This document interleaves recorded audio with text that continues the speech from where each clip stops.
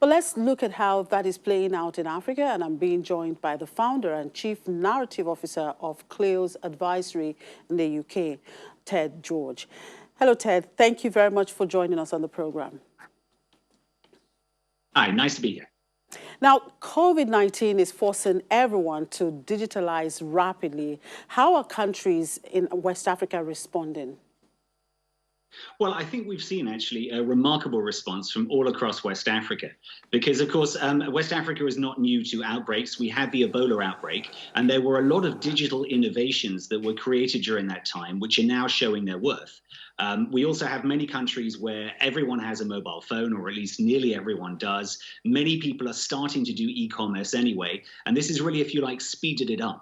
So I think what is very encouraging to see is that the general digitalization of the way people live their lives and do business in West Africa is accelerating thanks to COVID. And I'm sure you've been following the market here in Nigeria. How are mobile payments and e-commerce adapting to COVID here in Nigeria?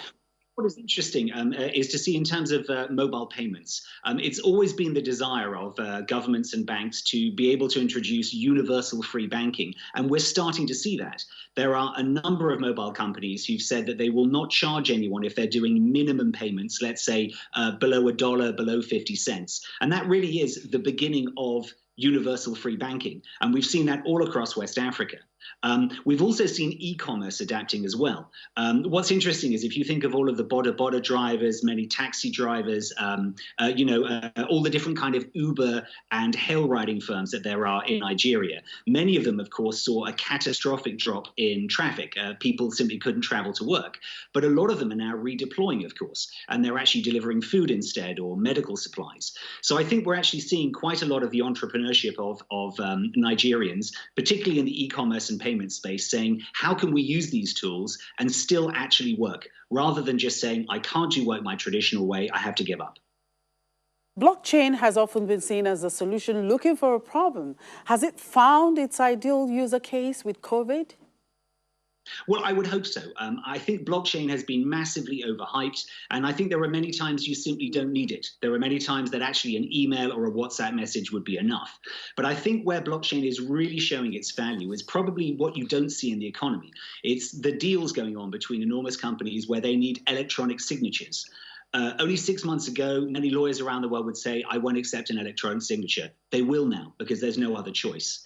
If you think of exchange of documentation, it might be contracts. It might be an authorization to release 100,000 tons of cocoa or make a payment of $500,000. All that stuff can be done by blockchain networks. And the point about blockchain networks is that they come with a very high level of digital trust. It's not just like sending someone a PDF that can be corrupted. You cannot hack documents on the blockchain.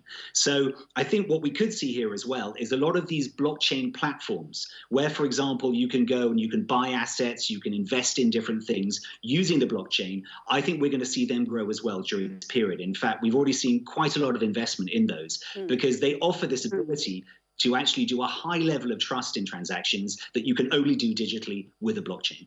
Now, Ted, how would you say social media networks are being used to combat the virus?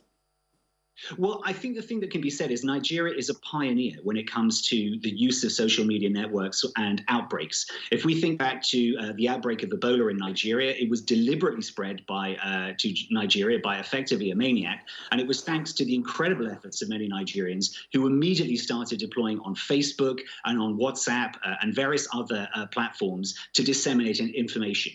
And we've seen, for example, there's a campaign at the moment which is called Don't Go Viral, which is all about making sure that there is no misinformation spread during the virus, making sure people get it. And we've seen all the different social networks across West Africa leveraging that.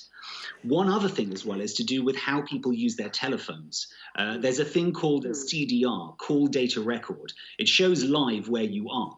One of the things that they're doing is they're actually tracking people when they're either calling up to report an outbreak of coronavirus or whether they're ringing up for information. And if you track that live, you can actually immediately see where there potentially might be an outbreak somewhere, and you can immediately react. bombard the area with text to tell people there's an outbreak, you must do the following things, but also send the resources to where they're needed because they're quite limited. So I think social media, we're seeing an incredible flourishing of here, particularly so people can be properly informed about what they need to know.